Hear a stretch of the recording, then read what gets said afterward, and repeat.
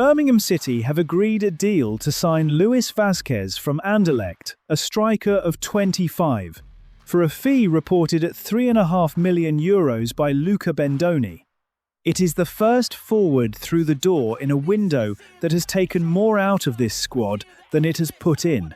3 goals in 17 matches is the line that will follow him about, and the club's case is that the line misses the point. At Getafe, he won 6.28 duels per 90 minutes, 3.44 of them in the air, and drew 2.39 fouls. That is a forward employed to hold the ball. Take a kicking and buy his side 40 yards of pitch. Work the report credits with a good deal of Getafe's high finish.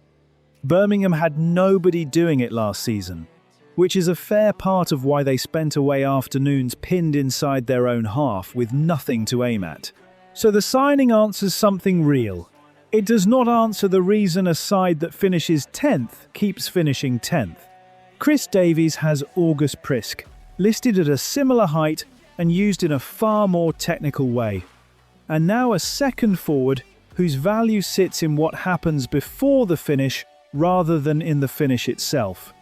Neither has been brought in to score 20 in a season, and the Championship rarely lets anyone out of it without a man who does. The fee pulls the other way. €3.5 million is not the outlay of an ownership emptying its pockets. And for a club that has spoken this loudly about the Premier League, the restraint is the more revealing detail. Dale Fry and John Solis have come in. Kai Wagner, Kyogo Furuhashi, and Jonathan Panzo have gone.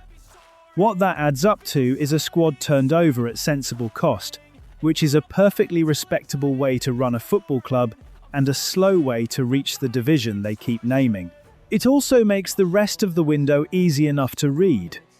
If Vazquez is the outlet, the goals have to arrive separately, and forwards who score them get dearer every week a club waits.